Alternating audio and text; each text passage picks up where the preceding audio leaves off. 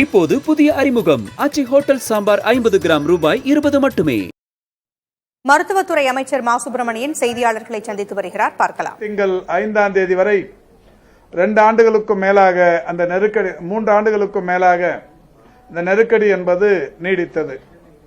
அதற்கு பிறகு மங்கி பாக்ஸ் என்று சொல்லக்கூடிய ஒரு நோய் பாதிப்பு உலகம் முழுவதும் பரவுகிறது என்கின்ற வகையில் செய்திகள் பரவத் தொடங்கியவுடனே WHO மீண்டும் ஒரு எச்சரிக்கையை விடுத்து இந்தந்த நாடுகளில் இது பரவிக் கொண்டிருக்கிறது, எனவே உலக நாடுகள் இன்னென்ன நாடுகளிலிருந்து வருபவர்களை கண்காணிக்க வேண்டும் என்கின்ற வகையிலான அறிவுறுத்தல் விடுக்கப்பட்டு அதன்படி தமிழ்நாட்டில் இருக்கிற அனைத்து பன்னாட்டு விமான நிலையங்களிலும் அதற்கான முன்னெச்சரிக்கை நடவடிக்கைகளை மாண்புமிகு தமிழ்நாட்டின் முதலமைச்சருடைய வழிகாட்டுதலோடு சிறப்பாக செய்யப்பட்டது.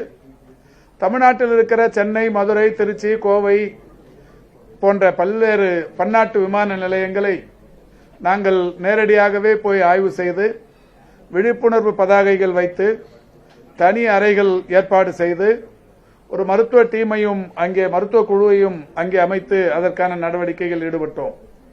அதுவுமே ஒன்றுமில்லாமல் ஒரு பிசுபிசுத்த நிலைக்கு சென்று விட்டது. பெரிய அளவிலான பாதிப்பை இந்தியாவில் குறிப்பாக தமிழ்நாட்டில் ஏற்படுத்தவில்லை என்பதை நீங்கள் நன்றாக அறிவீர்கள். இந்த நிலையில் இந்த HMPV என்கின்ற இந்த வைரஸ் பற்றிய செய்தி தொடங்கியவுடனே நாமும் தொடர்ந்து அந்த கண்காணிப்பில் இருந்து கொண்டிருக்கிறோம். இதுவரை WHO-வை பொறுத்தவரை இதுபோன்ற ஏதாவது அவசர கால நிலைகளில் அவர்களே அறிவிப்பார்கள். ஒவ்வொரு நாடும் என்னென்ன வகைகளில் இதை கண்காணிக்க வேண்டும், என்னென்ன மாதிரியான நடவடிக்கைகளை எடுக்க வேண்டும் என்று அவர்களே அறிவுறுத்துவார்கள். இதுவரை WHO-வின் சார்பில் எந்தவிதமான அறிவுறுத்தலும் இல்லை.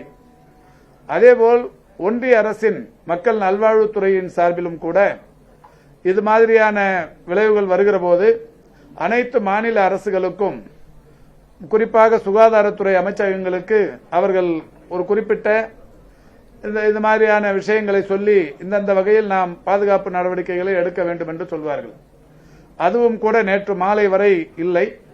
நேற்று மாலை நம்முடைய மருத்துவத்துறை செயலாளர் ஒன்றிய அரசு அவர்களின் மூலம் ஒரு கூட்டம் காணொலி வாயிலாக நடத்தப்பட்டது. அந்த காணொலி வாயிலாக நடத்தப்பட்ட கூட்டத்தில் நம்முடைய துறையின் செயலாளர் உள்ளிட்ட DPH போன்ற உயர் அலுவலர்களும் கலந்து கொண்டு அந்த கூட்டத்தில் பங்கேற்றார்கள். டெல்லியிலிருந்தும் அந்த செயலாளர் அவர்கள் பேசுகிற போது பல்வேறு விஷயங்களை எடுத்துச் சொல்லி இருக்கிறார்கள். இது பதட்டப்பட வேண்டிய அவசியமில்லை, பதட்டப்படுவதற்கான எந்த சூழலும் இதில் இல்லை. இது ஒரு 50 ஆண்டுகளுக்கு முன்னாலேயே பரவிய வைரஸ். 2001 இது முதல் முறையாக கண்டறியப்பட்டிருக்கிறது. 2001க்கு முன்னாலேயும் கூட இது இருந்திருக்க கூடும் என்றாலும் இது முதலில் கண்டறியப்பட்டது 2001. எனவே இப்பொழுது நீங்கள் இந்த பிரசன்டேஷனில் பார்த்தீர்கள். இந்த பாதிப்பு வந்தால் ஒரு 3 5 6 நாட்கள் வரை சளி, இருமல் போன்ற சிறிய அளவிலான பாதிப்புகள் இருக்கும். நோய் எதிர்ப்பு சக்தி குறைவாக இருப்பவர்கள், ஏற்கனவே உடல்நலம் குன்றிய நிலையில் பல்வேறு நோய் பாதிப்புகளுக்குள்ளானவர்களுக்கு இந்த வைரஸ் தாக்குதல் ஏற்பட்டால் நுரையீரல் பாதிப்புகள் ஏற்படும் என்று சொல்லப்பட்டிருக்கிறது.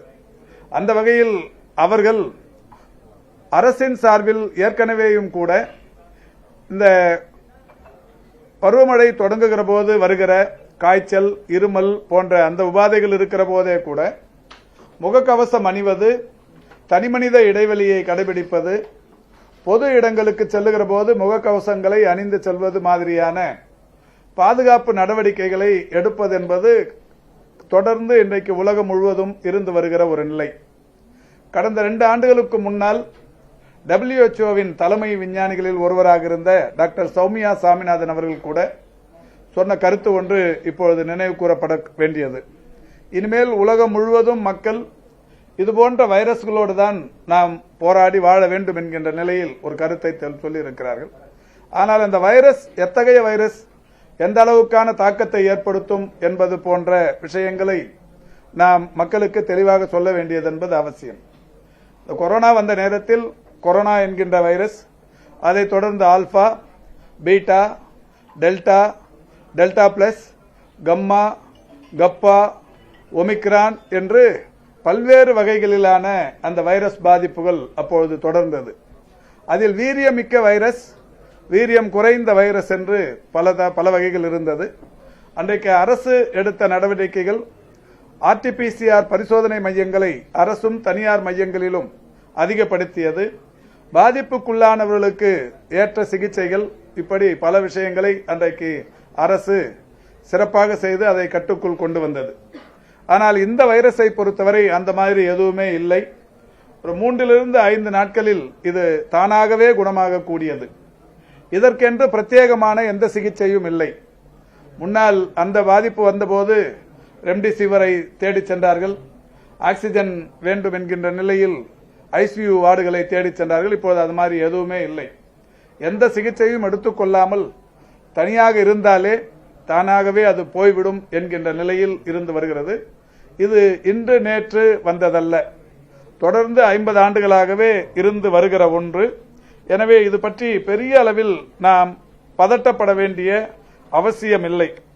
கடந்த 2024 ஆண்டு டிசம்பர் திங்களில் இந்தியா முழுமைக்கும் கூட இந்த VRDL ஆய்வகங்களின் மூலம் இந்த வைரஸ் பற்றி ஆராய்ச்சி செய்யப்பட்டு அதில் ஒரு 714 பேர்களுக்கு ஆராய்ச்சி செய்யப்பட்டிருக்கிறது.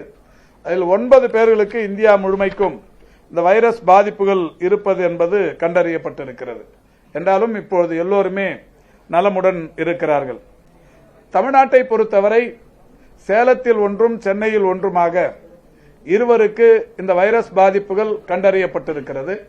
இந்த இருவருமே அந்த சேலத்தை பொறுத்தவரை அவருக்கு ஏற்கனவே புற்றுநோய் பாதிப்புகள் மற்றும் உயர் ரத்த அழுத்த நோய், டயபெட்டிக் நீரிழிவு நோய் போன்ற பல்வேறு நோய் பாதிப்புகள் உள்ளடக்கிய ஒரு 69 வயதானவர். சென்னையை பொறுத்தவரை ஒரு 45 வயது மதிக்கத்தக்க ஒருவருக்கு வந்திருக்கிறது. இருவருமே நலமுடன் இருக்கிறார்கள். நான் தொடக்கத்திலே சொன்னதைப் போல இருமல், சளி அந்த சிறிய அளவிலான பாதிப்புகளுடன் தானாகவே சரியாக கூடிய நோய் பாதிப்புகளோடு இருப்பவர்கள் தான். எனவே இது பெரிய அளவில் பதட்டப்பட வேண்டிய சூழல் இல்லை. என்றாலும் இந்த வைரஸ் பற்றிய பெரிய அளவிலான வதந்திகள் இன்றைக்கு மக்களை பெரிய அளவில் அச்சுறுத்தி இருக்கிறது. நேற்றைக்கு நானும் கூட சீனாவிலிருந்து இங்கே தமிழ்நாட்டிலிருந்து மருத்துவம் பயிலச் சென்ற ஒரு மாணவரின் பேட்டியை பார்த்தேன். அவர் காணொலி வாயிலாக சைனாவின் மார்க்கெட் பகுதி, மக்கள் நடமாட்டம் மிகுந்த பகுதிகளை எல்லாம் காட்டி யாரும் பதட்டப்படாமல் பயப்படாமல் சைனாவில் சகஜ வாழ்க்கை வாழ்ந்து கொண்டிருக்கிறார்கள். ஆனால் நம்முடைய தமிழ்நாட்டில் பெரிய அளவில் இது பதட்டப்படுத்தப்பட்டிருக்கிறது என்கின்ற விஷயத்தை அவரும் கூட சொல்லியிருக்கிறார். எனவே இது பெரிய அளவில் பதட்டப்பட வேண்டிய அவசியமில்லை. என்றாலும் இந்த நோய் பாதிப்புகள் என்பது யார் காய்ச்சல், இருமல், சளி போன்ற உபாதை உள்ளவர்கள் யார் போய் மருத்துவமனைகளுக்கு அல்லது ஆய்வகங்களுக்கு போய் பரிசோதனை செய்து கொண்டால் ஒரு 10-20 பேரில் யாருக்காவது இந்த மாதிரியான இந்த வைரஸின் தாக்கம் இருக்கக்கூடும். இருந்தாலும் கவலைப்பட வேண்டிய அவசியமில்லை.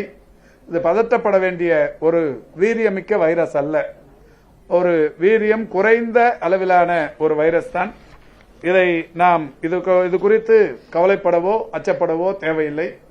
அதே நேரத்தில் இந்த நோய் பாதிப்பு உள்ளவர்கள், கூடுதலான ஏற்கனவே நோய் பாதிப்பு இருப்பவர்கள் பொதுவெளியில் செல்லுகிற போது பொதுவாகவே ஒரு மருத்துவ நியதி என்பது இப்போது வந்திருக்கிறது. பல நாடுகளில் அது கடைபிடிக்கவும் பட்டுக் கொண்டிருக்கிறது. ஜப்பான் போன்ற நாடுகளில் சாதாரணமாகவே முகக்கவசம் இல்லாமல் யாரும் நடப்பதே இல்லை. இந்த மாதிரியான நோய் பாதிப்புகள் இருக்கிற நாடுகளில் முகக்கவசங்கள் அணிவதை எல்லோருமே இன்றைக்கு அவர்கள் ஒரு ஊக்குவிக்கப்படுகிறது அந்த நாடுகளில். அந்த வகையில் நாமும் கூட இந்த நோய் பாதிப்பு இருப்பவர்கள், குறிப்பாக இந்த பருவமழையை ஒட்டி வருகிற இந்த நோய் பாதிப்புகளுக்கு இந்த பாதிப்புகள் இருப்பவர்கள் பொதுவெளியில் செல்லுகிற போது முகக்கவசங்களோடு சென்றால் நன்றாக இருக்கும், நல்லது. அதையே தலைப்பு செய்திகளாக்கி தமிழ்நாட்டில் முகக்கவசங்கள் அணிய வேண்டும், அமைச்சர் அறிவுறுத்தல், கட்டளை என்றெல்லாம் செய்திகளை தயவுசெய்து போட்டுவிடாதீர்கள்.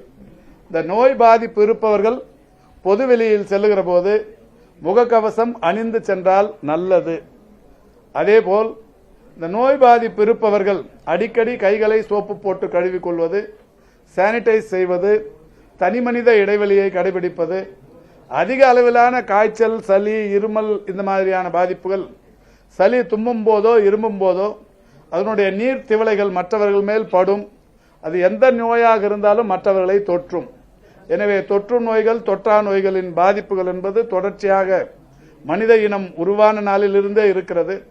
அந்த வகையில் நாம் இதிலிருந்து பாதுகாத்துக் கொள்வதற்கு இந்த முன்னெச்சரிக்கை நடவடிக்கைகள், இந்த முகக்கவசத்தை இந்த நோய் பாதிப்பு இருப்பவர்கள் பொதுவெளிக்கு செல்லுகிற போது அணிந்து செல்வது, அந்த நோய் பாதிப்பு இருப்பவர்கள் மட்டுமல்ல எல்லோருமே கை கழுவுவது என்பது தினந்தோறும் ஒரு நாளைக்கு 4-5 முறை கை கழுவினால் ஒன்றும் எதுவுமே பாதிக்காது. அதனால் எந்த விதமான செலவும் இருக்காது, எந்த விரயமும் உடல் உறுப்புகளில் ஏற்படாது. எனவே அடிக்கடி கைகளை சுத்தப்படுத்திக் கொள்வது, இந்த மாதிரி நடவடிக்கைகளை நாம் முழுமையாக இருந்தாலே போதும். பெரிய அளவில் அச்சப்பட வேண்டிய அவசியமில்லை.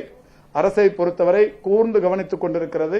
மாண்புமிகு தமிழ்நாட்டின் முதலமைச்சர்கள் ஒவ்வொரு நாளும் ஒவ்வொரு மணியும் வருகிற செய்திகளை தொடர்ந்து கேட்டு அதற்கான விளக்கங்களை துறையிடத்தில் கேட்டு எடுக்கப்படுகிற நடவடிக்கைகள் குறித்தும் கேட்டறிந்து வருகிறார்கள்.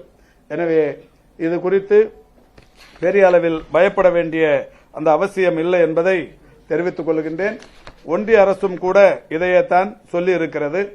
எனவே WHO போன்ற உயர் அமைப்புகள் இது சம்பந்தமாக இதுவரை எந்த கருத்தையும் தெரிவிக்கவில்லை. இது சாதாரண ஒன்றுதான்.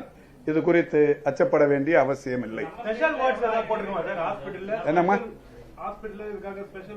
இல்ல, எதுவுமே இது தேவையில்லைன்னும் போது வார்டு தேவையில்லையே. இல்ல, வார்டு தேவை. அதாவது தமிழ்நாட்டில் மருத்துவ கட்டமைப்பு என்பது 8713 துணை சுகாதார நிலையங்கள் இருக்கிறது, 2286 ஆரம்ப சுகாதார நிலையங்கள் இருக்கிறது, 299 வட்டார மருத்துவமனைகள், மாவட்ட அரசு தலைமை மருத்துவமனைகள் இருக்கிறது, 36 மருத்துவக் கல்லூரி மருத்துவமனைகள் இருக்கிறது. தமிழகத்தில் HMPV தொற்று ஒன்று உறுதி செய்யப்பட்டிருக்கும் சூழலில் தற்பொழுது மருத்துவத்துறை அமைச்சர் மா சுப்பிரமணியன் செய்தியாளர்களை சந்தித்தார். HMPV தொற்றை அரசு கூர்ந்து கவனித்து வருகிறது. இந்த நோய் பதற்றப்பட தேவையில்லாத ஒரு விஷயம் என்றும் அவர் கூறியிருக்கிறார். இப்போது புதிய அறிமுகம் ஆச்சி ஹோட்டல் சாம்பார் 50 கிராம் ரூபாய் 20 மட்டுமே.